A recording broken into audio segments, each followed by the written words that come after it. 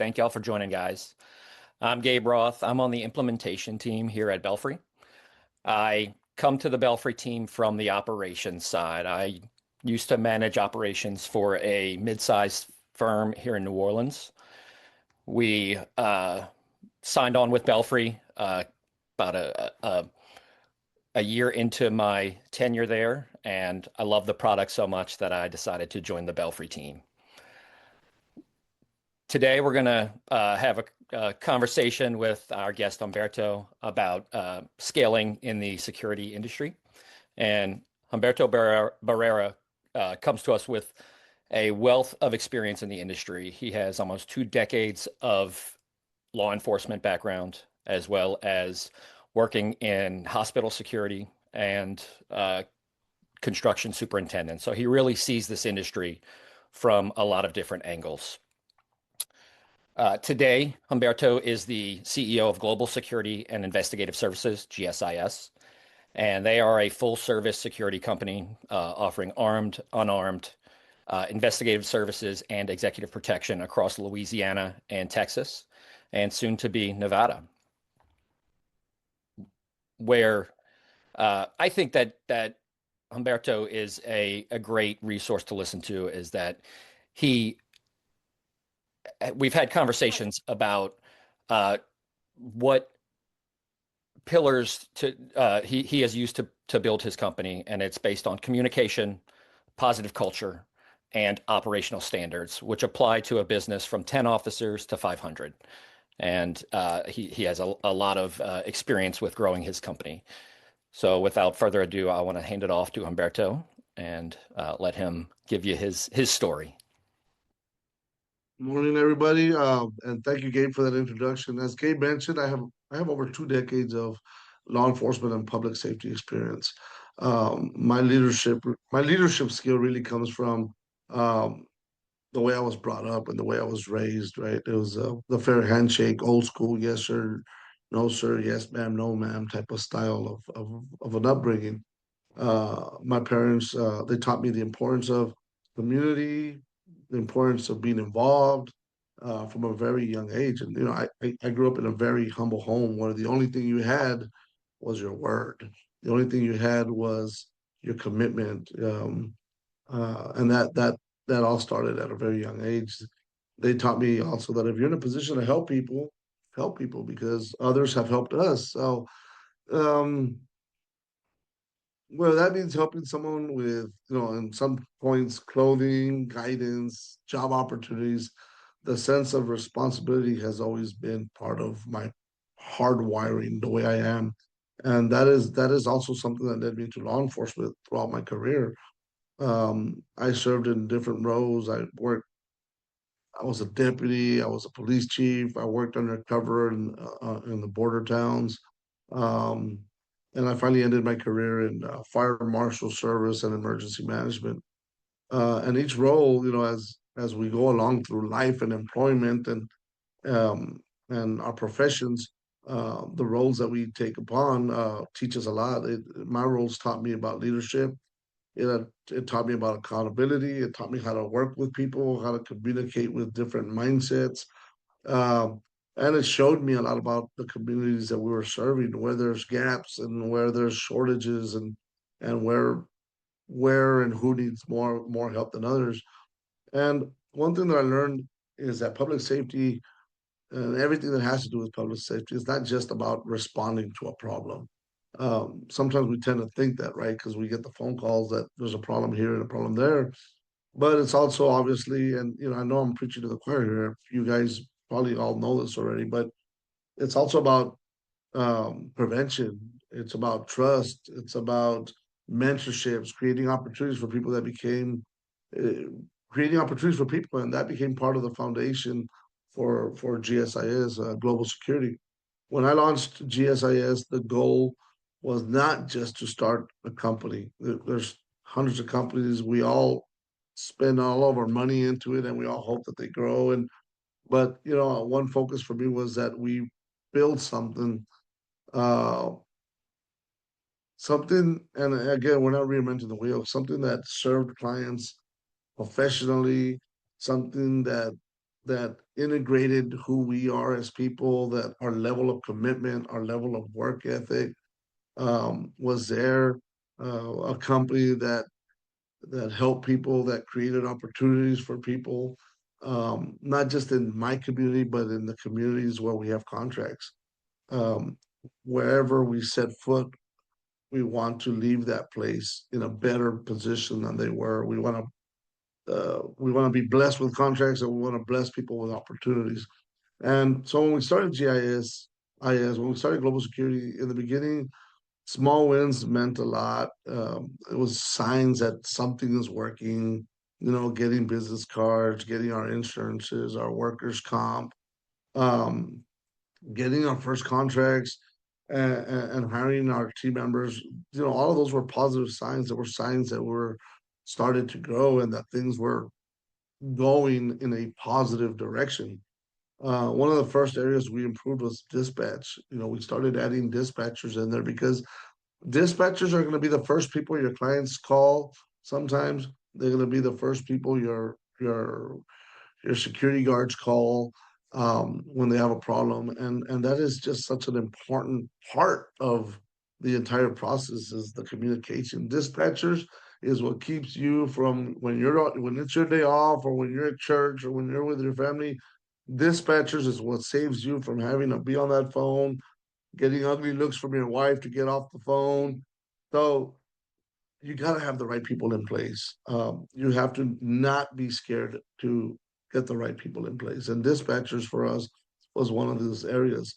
Another challenge we noticed was staffing security sites in some of the most remote, hard to cover locations.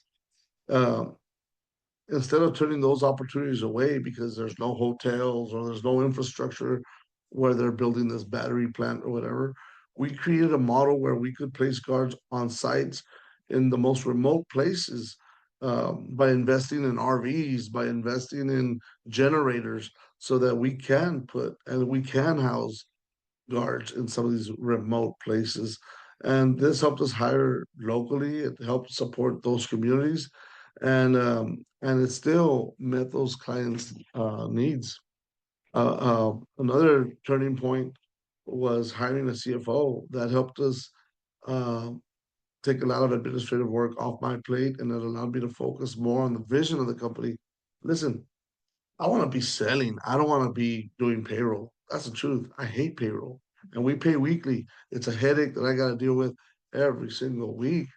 I don't want to hear, I'm not the best HR guy. So I want to hire somebody that knows HR. And it might be your CFO, it might be your CFO handling both hats, but the CFO ain't handling sales, and the sales team, they're not having to deal with payroll. So it's beautiful. Everybody's just kind of staying in their lane and the company is moving forward. Um, so Hiring a CFO really allowed me to focus more on the vision of the company, hiring talent, building leaderships, sales, that's my talent, and winning contracts. For me, scaling this company has always been more about growth. It's been about making sure that we hire the right people, and more importantly, not losing focus on our mission, what we set out to do, the reason we built this company, how we want to run this company. We never want to lose focus of our mission, our accountability, and absolutely never try to lose focus of the quality that you want to provide your guards. It's very easy to get lazy. It's very easy to start getting money and feeling like you can slack off a little bit, but easy come, easy go. The way you earn a contract, the way you win a contract, you could easily get that phone call that says services no longer needed, and they give that contract to somebody else. Yeah. So yeah, that's my story. Amazing. Thank you, Humberto. And then I know you've shared a little bit about how, winning the contract is the easy part. Can you talk to us a little bit about what happens after you gain a new contract and what you kind of have to do to make sure that you're able to maintain those contracts moving forward? Yeah. So as we started to grow, one of the important lessons that we learned was the relationships. You know, just like the title says, winning the contract is the easy part. Um, you can when you're good at sales, you have to be also good at retaining what you've gained. And when you're good at sales, sometimes it feels like you might bite off more than you can chew. You can get contracts, get contracts, get contracts, but if you're not servicing those contracts, then you're gonna have problems. And as we started to grow, one of the most important lessons we learned was the value of relationships. You know, there's clients of mine that currently don't have any opportunities available because they're waiting for funding or they're waiting for a project to kick off. And just because they're not a current client of mine doesn't mean that I can't call them. Doesn't mean some of them like to fish, so I randomly call them and ask them if they've been fishing, and or some of them like to hunt, so I'll call them and see what kind of deer did you get this year. Um, some of them sometimes they're even having medical issues that they share with me earlier the year, and I'll call them randomly to check up on them, see how they are. You gotta nurture these relationships, right? You can't just call them whenever you need something. You should really focus on building that relationship, somebody that you can have on your phone, and understand that some of these relationships you're going to carry them for years to come. And you have to pick up the phone, introduce yourselves. I try to get on a first name basis with my clients, my vendors, subcontractors. That kind of relationship is you can't replace it. It's invaluable. Um, Growth doesn't happen only through emails and proposals. Um, that's the easiest way to not retain or not get new work is to believe that everything that you do is an email or a proposal, that it ends there. It doesn't end there. It shouldn't end there. It should be a relationship like you have with your brother, your sister, your mom, your cousin. It's a regular back and forth.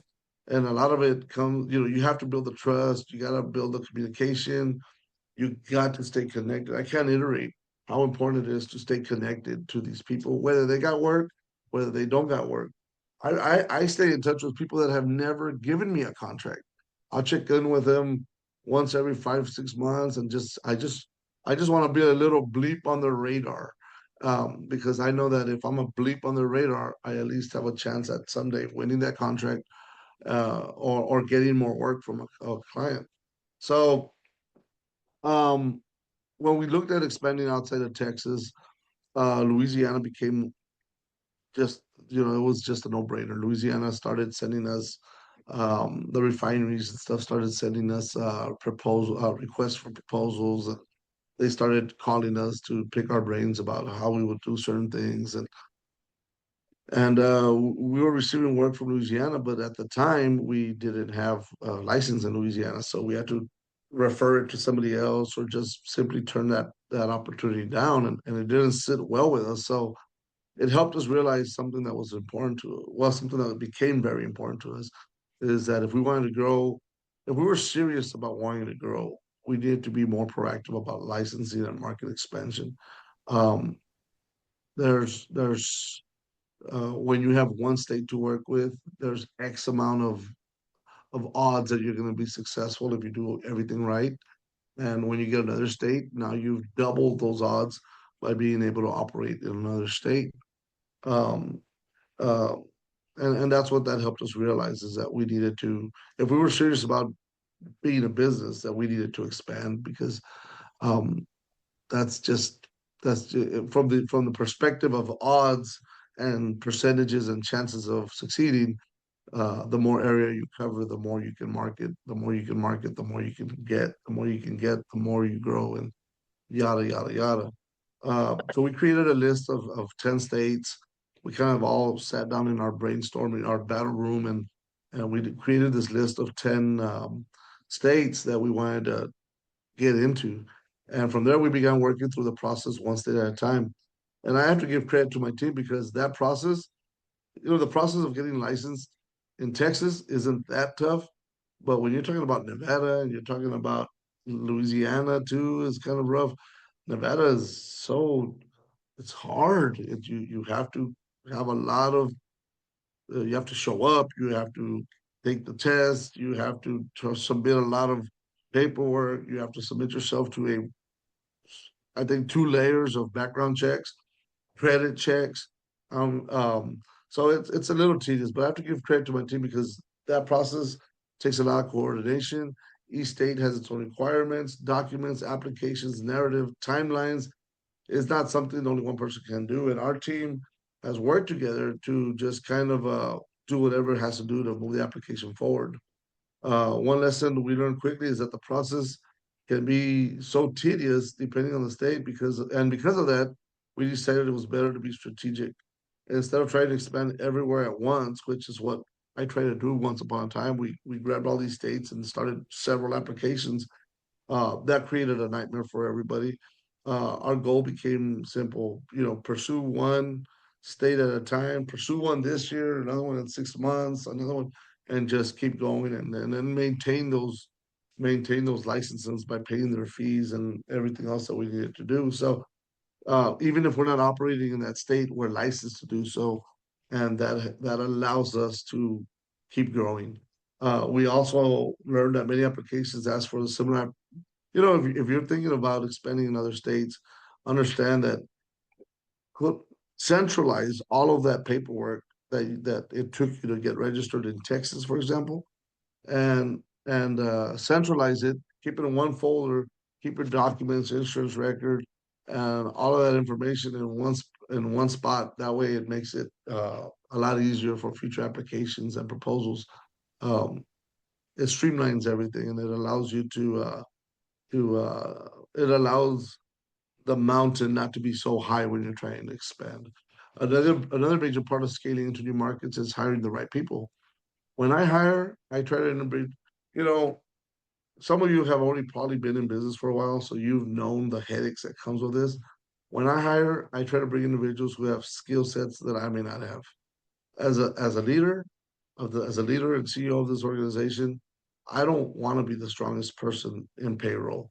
I don't want to be the strongest HR person. I don't want to be the strongest dispatcher. And I needed to build a team that makes the company stronger as a whole. And one area that that we have that one area that has helped us out a lot is technology.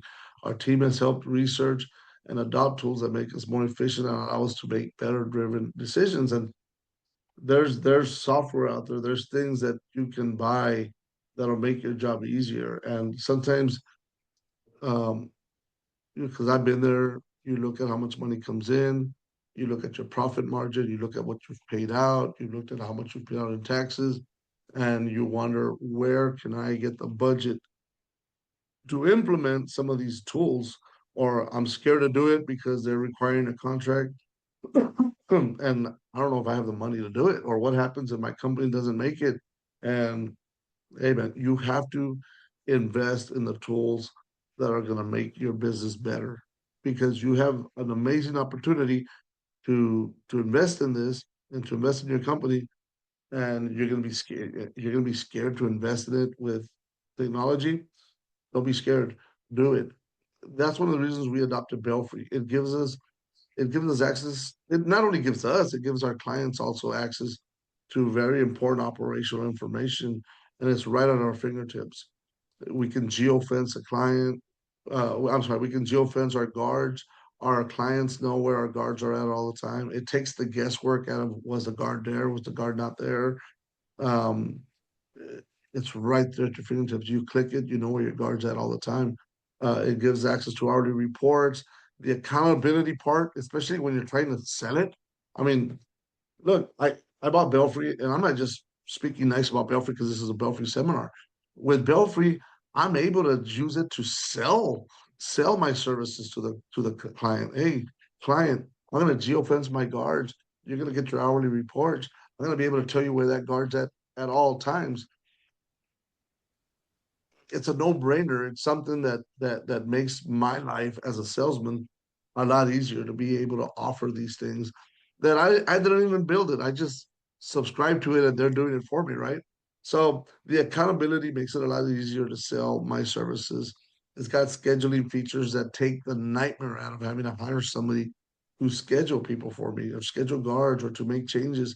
It's got onboarding tools It's got post orders that are just so easy to share with different people. Oh, this guard didn't show up. No problem. John Doe didn't show up. We're gonna put Jane Doe and we're gonna send her all the post orders and everything in a snap of a finger without having to make phone calls or take up 2 hours of my time. As a growing security company, that kind of visibility is extremely important because it helps us know what is happening, where our officers are, and where the client's expectations are being met. Again, our clients are able to see everything we do on Belfry. It's an amazing product. We also try to empower our guards to communicate directly with us when they see issues in the field. Listen, the guards are the closest thing to the site. They have the best insight into what needs to improve.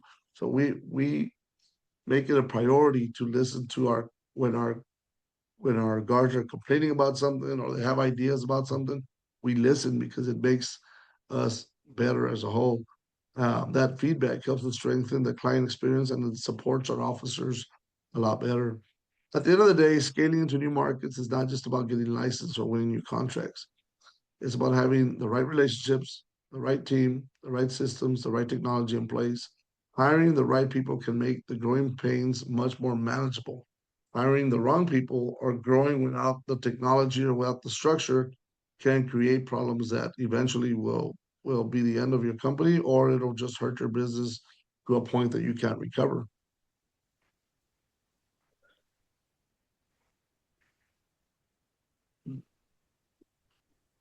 Fantastic. And now, Humberto, you've mentioned some really interesting things when we've talked in the past about how you hire and the way that you think about your employees. And I know you have a different word for them. I'm curious if you could share a little bit more about kind of your philosophy around how you interview to find the right people, and then what it looks like your relationship with them after they're hired.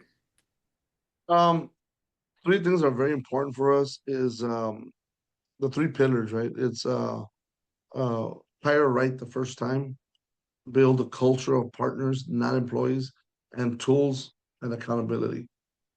What that means is um, at GSIS, we stand by these three pillars. We treat people with respect. We build an environment where people like to come to work. Once you build a culture, you need to hire right to maintain the culture. Accountability matters. The owner can't be the only one that cares. We make it clear if they are on time, if they are reliable, if they are hardworking, this gives them priority on assignments. So we're going to reward you. And we've all been employees at one time. Some of y'all are still currently employees.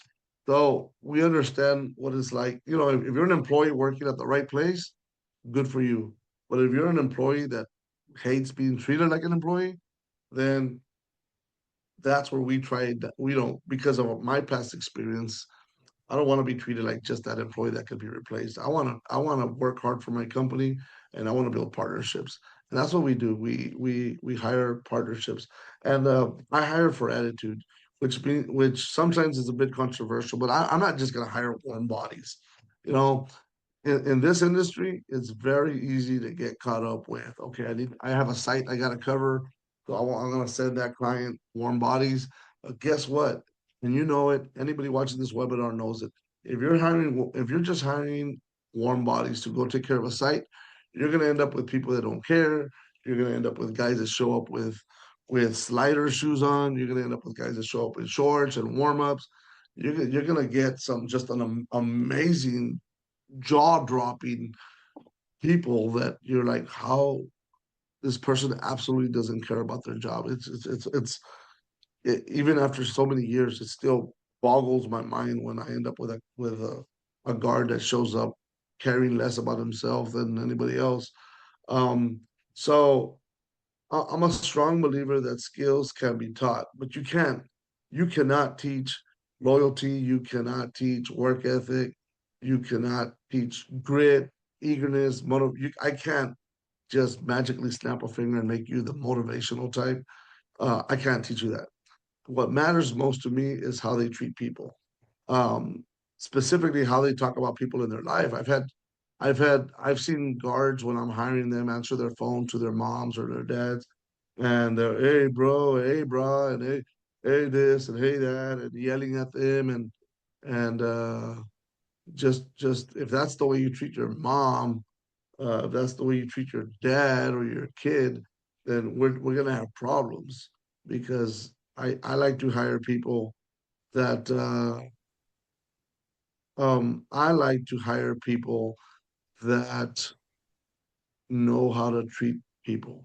I like to hire people that have that very basic platform of respect. That is so important to me. If you're the type that says yes sir, no sir, yes ma'am, no ma'am, how can I help you? Good morning. If you're that type of guy, you're gonna get hired by me. And sometimes I don't. Most of the time, all the time I don't run ads. If I'm out having breakfast at IHOP and I see a kid that if I see some 20-year-old that likes to that has people skills, I'm gonna try to recruit them and I'm gonna try to put them through our own academy and I'm gonna try to give them hands-on training and I'm gonna try to make them the best security guard to ever walk the planet because I already know that that's not a warm body. That's a kid that's a person that grew up with some self-respect. Um, and then number two, we build a culture of partners, not employees. We have 87 guards that have been with us since we started, and we have a guard in particular that he's from East Texas, and for the sake of not blasting his name on this webinar, I'm gonna call him John Doe. John Doe lived in East Texas, was jumping from job to job, was getting kicked out of his apartment because he just couldn't find a job that was long term enough in that part of town to support him and his family.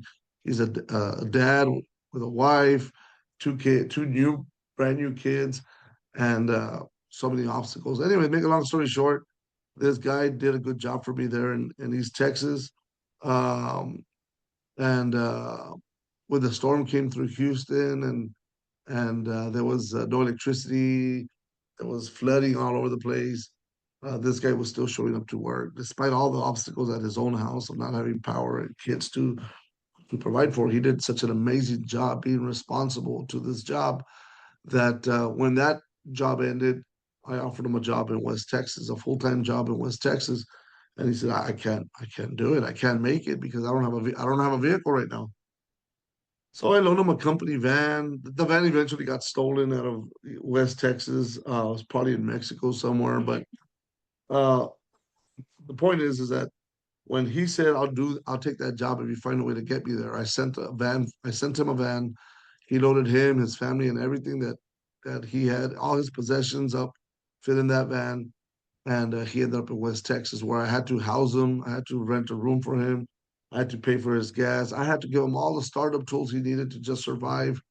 Um, and that employee, which is still with me, now his wife got certified. She's a guard. He's a guard. They got their own house, and they ended up relocating and living in West Texas. I helped them buy a car. I mean, now that's a pretty extreme example, but that's the way I run my business. Is if I see somebody, look, this guy cared enough about me and my business to be there on time, despite all the problems he had. How could I not invest in him? So uh, he is by far one of the best guards that we have. Him and his wife are just the greatest people that I've had the opportunity to employ and become partners with. Um, but that's an example of not just running that. That's an example of investing in a partner. That's an example of creating a brotherhood relationship with an employee, and that's what helps us be different. Is that uh, a lot of times guards they'll quit the job here with us because McDonald's is also paying $16 an hour, and it's easy for them to leave us for them, and it's easy for them to leave them for us because they're getting treated like employees everywhere. We treat them like partners, and that's what makes us different. We're able to retain them better because we build that relationship. Um, the number three thing on our number three pillar is the tools and accountability. The third pillar, the third pillar is as GSI continue to grow, we realized very quickly that we could not keep expanding if we're not using technology effectively and purposefully. For us, technology is just about, it's not just about having software, it's about choosing tools that solve real problems in this business. We use different tools to help us manage finances, operations, communications, documentation, marketing, and client service. Um, Obviously, tools are very important, right? The reason this matters is because we have a small headquarters team. We do not have the luxury of wasting time on duplicating work. Every tool we use has to help us save time, improve communication, or create better accountability. Um, we've all been there. We started our company, we've poured money into our business, we've taken chances, and we've crossed our fingers hoping that it's going to grow. And listen, I've been there. My company, we still deal with headaches. We still have to look at payroll. We still have to look at how much money's in the bank. We still have to deal with so much, and we're very blessed to have grown the way we're growing. Uh, but again, easy come, easy go. If you're not, I mean, do whatever you want with your business. But the way I look at my business is if I'm not actively involved in my business, if I'm not looking at checks that are coming in, invoices that are going out, payroll, overtime, if I'm not making phone calls every day to see what the quality is like at that site or this site, if I'm simply sitting back and letting the site take care of itself and I'm not managing it, I'm not overseeing it, and I'm hoping that the guards are just kind of taking care of it, you're gonna get that phone call that says, "Hey, you're being replaced," and it's gonna be something that you're gonna get it swept from under you. Uh, you have to have the technology. Don't be afraid to invest in it. It's gonna make your life easier. It's gonna give you the best chances at succeeding. Um, and one example is Belfry. Belfry has been very important for our operations because it gives us visibility into what is happening in the field. It helps us track our guards. It helps the clients track our guards. It allows our clients to review reports, manage timesheets, confirm activity on client sites, and maintain stronger documentation. We use features like geofencing, hourly reports, scheduling, onboarding tools, and post orders. These features help us make sure officers know what is expected, clients receive consistent service, and leadership has access to the information needed to make decisions. For a security company, accountability is everything. It's not enough to say an officer was on site. Uh, you need to be able to verify activity reports, identify issues, and respond quickly when something needs attention. Um, our technology toolkit.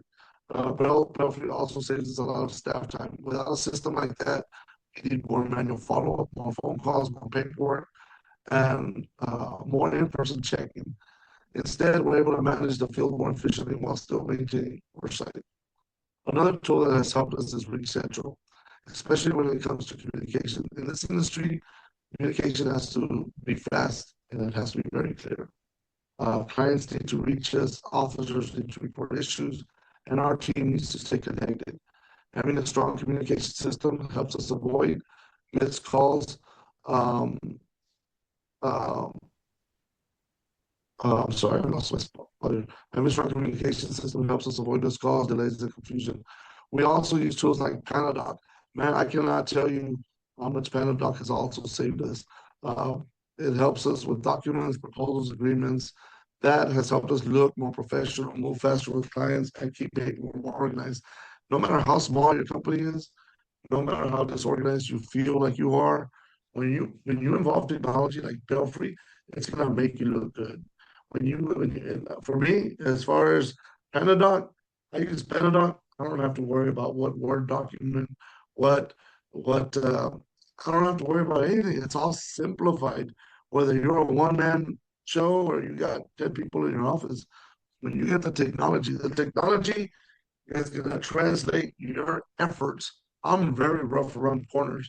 I'm very rough around the corners. I got fat fingers. I hate the keyboard. But when I use Panadoc, I use Ring Central, and more importantly, when I use Belfry, it makes me look like I'm the greatest office guy, HR professional, salesman on the world because it simplifies all that rough.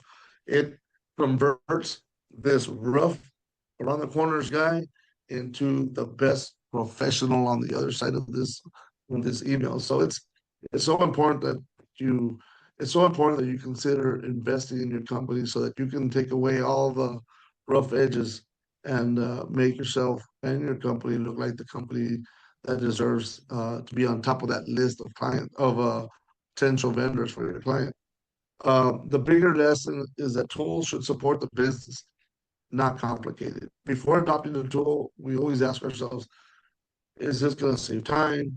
Does this improve our image as a company? Does it improve accountability? Does it help improve the client experience? Does this help leadership make better data-driven decisions? Absolutely. When you can see your guy on the field, when you can see what your guards are doing, when you can see your payroll reports, when you can see who came in at what time, and when a employee calls you and says, "I'm 2 hours short on my check," and you can just click, click, click, and see where the guy's been showing up 15 minutes late, you can't replace that. You can you could, but it's gonna take you a lot of man hours to get it done. So again, do whatever you want with your company. It has absolutely worked for mine, and I'm not planning on changing anything because I grew up in a small house on a dirt road in the middle of nowhere. We didn't have power in our house. We didn't. We had an outhouse as a toilet. We had no doors. We lived on a farm road where when it rained, you have to use a tractor to go to school. And if this guy can do it, if this guy right here can do it, then you can do it. And if this rough around the edge guy can can make something of himself and make a nice salary for himself, then there's no reason why you can't do it. Um, and I'm very, very passionate about that because um, I feel like my story should have been one of maybe more poverty, maybe more struggles. And believe me, I've had my struggles, but the fact that I'm able to succeed, the fact that I'm able to live the life I want, um, and being that everything I have done, that again, my story should have probably been different in life.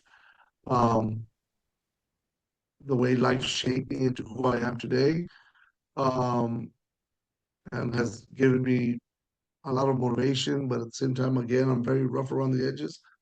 I'm very grateful for Panda Dog. I'm very grateful for Green Central, and I am absolutely indebted to Belfry because the rough guy that should have had a sad story maybe doesn't have the skills that he should have being a successful CEO, but that technology has made me look like I grew up with technology. It made me look like I grew up in the pavest streets of gold and silver lining. It made me look like the guy that went to the best college, the best universities, the best high school. That it doesn't show my life right now. You wouldn't be able to tell that I came from where I came from. And I'm sorry I'm prolonging this, but I'm very passionate about the fact that technology has made me look like a badass. And I say that as clear as I can because without technology, I'm going to come across very, very, very old school, very rough around the edges. So again, beating a dead horse, buy the technology. Don't cheat yourself from giving yourself the greatest opportunity to have the greatest company and to change and to make it just a profitable company. So enough with that. Gabe, based on your personal experience, can you speak to your experience with uh, with what with Belfry? Yeah, absolutely. So when I signed on to Belfry, I found them at the GSX conference in Dallas. What was it, 3 GSXs ago? And we were using 5, 6 different systems to manage our operations. We had a scheduling software, we had a payroll software, we had a guard tracking software, a tour for guard tours. We were using QuickBooks for our billing, and so we weren't necessarily unhappy with all of those systems, but we decided to kind of look around and see if there was something out there that could solve at least a number of those problems all under one roof. I got to meet the CEO in person, and I asked for their demo, and it even at that time solved pretty much all of our issues and brought everything under one roof. We paid anywhere from 200 to 250 officers on a given week with a full roster of over 400. We did a lot of special events. Transferring data from a separate scheduling system to a payroll system is inherently going to cause issues. We never in over a year of doing that in my tenure there doing that never had what I call a perfect payroll. We always had errors that we needed to correct after the fact. And so, obviously the most important thing we do as a company is pay our employees. And when you mess somebody's pay up, it's a big deal. So having a single system where your scheduling and your payroll talk to each other was a huge benefit there from a accuracy standpoint, from a time investment standpoint. It would take us, myself and my director of operations, a full day to get payroll done every week. Now it's when we switched to Belfry, it was down to 30 minutes every week. So it really helped us there. The As Humberto said, the real-time tracking of officers, the geofencing, the oversight that it provides is enormous, and from a day-to-day operation standpoint, gives you peace of mind that your guys are out there doing what they're supposed to be doing. And then one of the cool things that it does have, and this is just kind of one of the things I loved about it, but certainly is big for everybody, is it gives you real-time hour and overtime tracking where you can attack those things in real time instead of chasing after it after the fact. Previous systems, I was always saying, hey, we were over by 10% last week. Let's do better this week.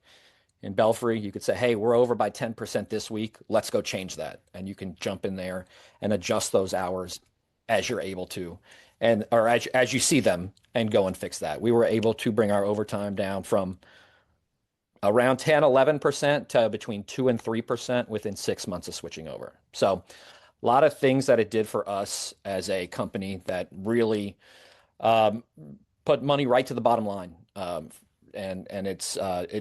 still maintain the best thing I did at my previous company was switching our operations over to Belfry.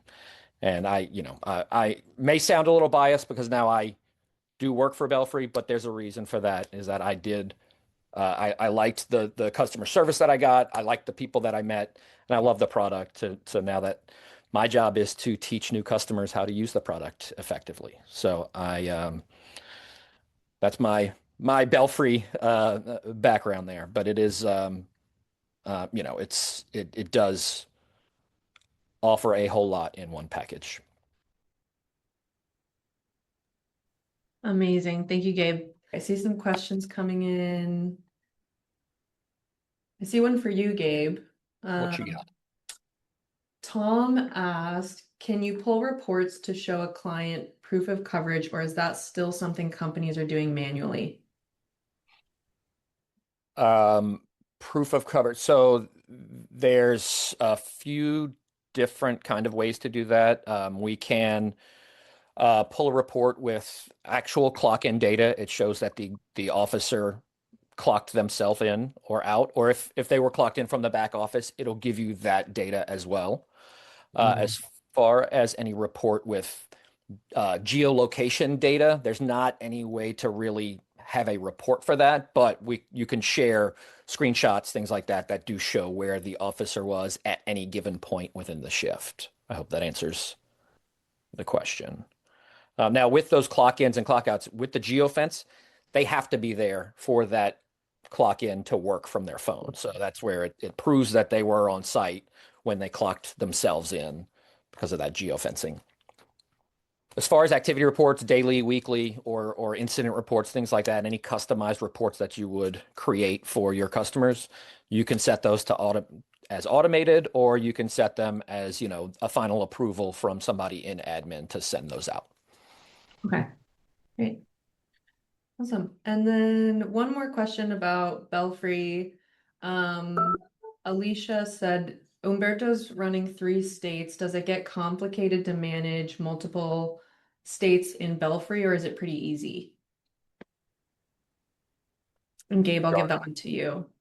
We do have a functionality to silo regions within your company. So you could have uh, in this case, a Nevada region. You could have a Texas region. You can have a Louisiana region, all within your same Belfry instance, and you can basically assign sites and officers, supervisors, managers to specific regions, and they can it'll silo them where they can only see their region. So Nevada's not going to accidentally schedule a Louisiana officer at one of their sites because they won't even have that officer available.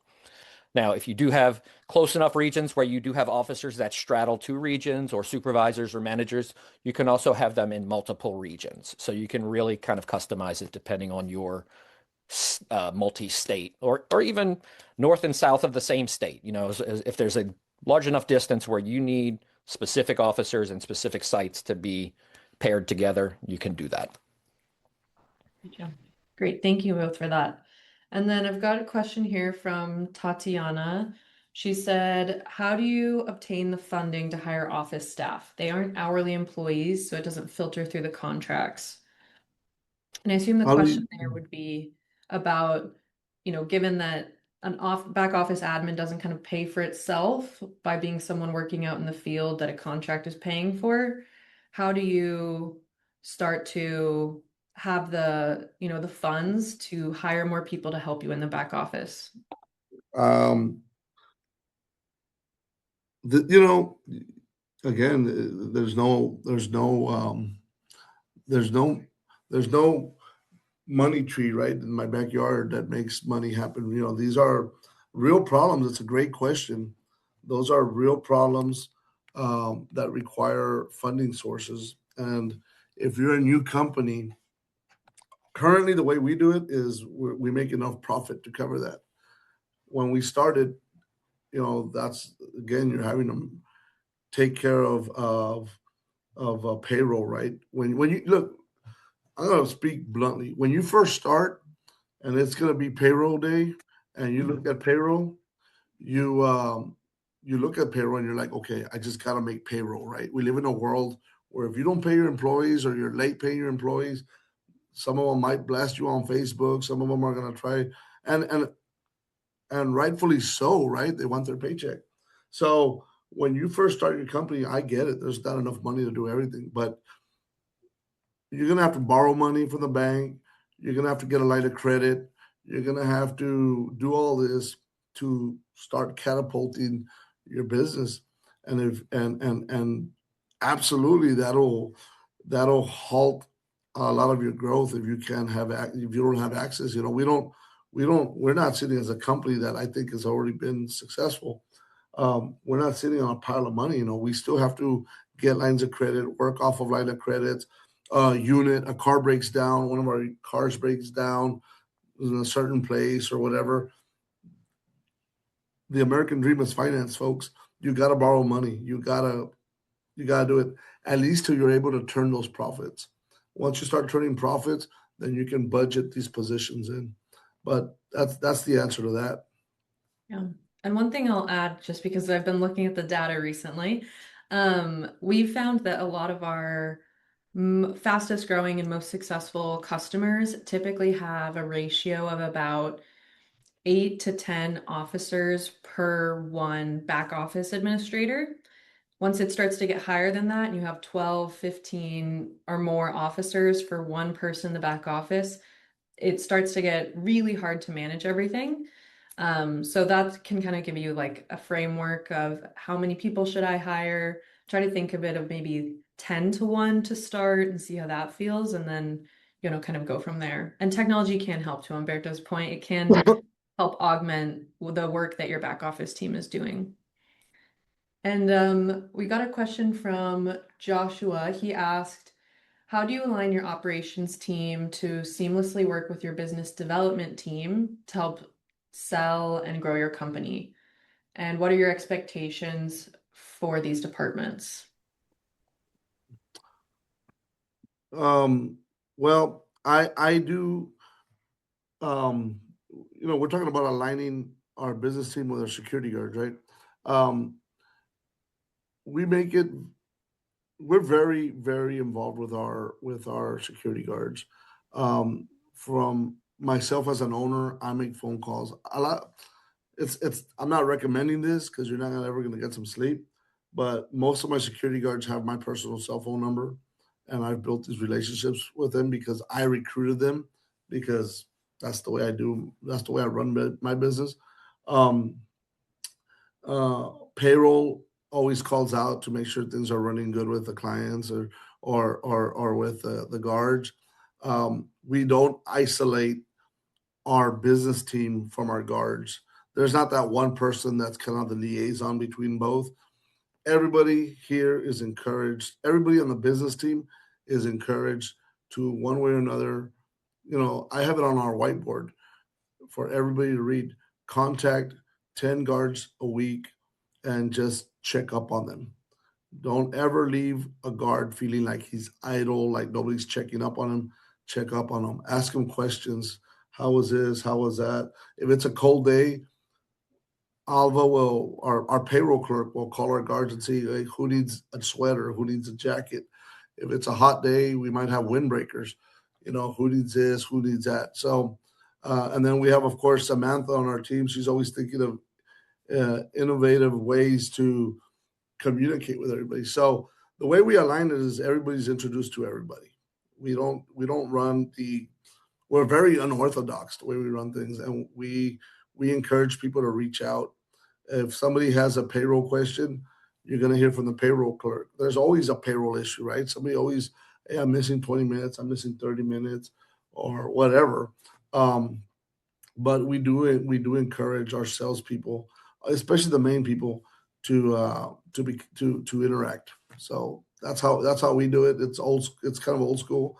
Um, Everybody has all the guards have access to all of our people's emails. All of us have access to all of them. Our dispatchers, all of them are regularly communicating with everybody. So everybody knows everybody. Amazing. That's how we do it. So yeah. Amazing. Well, I think we're getting close to time here. So I just want to thank everybody for joining. If you have any remaining questions, Humberto's email, he has generously put here in the bottom corner. It's sales@globalsecurityx.com. So thank you so much for joining us, and we'll send out the recording. Awesome. Thank you, guys. Thank I you, want to I, guys. I want to add one thing. Sarah is what I wanted to add is just that by far one of the main positives about Belfry, and there's so many, but that it's so easy to get support from you guys. It's so easy. Other people, and Gabe mentioned one of those companies. Um, there's been other companies where you just gotta fill out an email, send it to them, and somebody will get back to you. And that's not the way we run business because when you got a problem that you need a solution to, you need answers now. And I am absolutely grateful for your all's product because it has made everything we do better. It has made communications better. It has made our hiccups better because you guys are so easy to get a hold of. And you guys don't just give us people that don't know what they're talking about. You guys have solutions for everything. So we are very grateful because you're part of our team that makes us successful and that allows us to live the life that we have only dreamed of. So thank you so much for your product. And thank you. We really enjoy partnering with you all. Global Security Investigative Services is doing great things. So we really encourage everyone to go check them out. And we really thank you for your time. This is a really fantastic session, and I know we had a lot of good takeaways. I'm already getting really great feedback in the chat, so I really appreciate it. Thank you, guys. Thank you all, guys. Have a good Right, afternoon, everybody. Yep. Have a great Sayonara. afternoon.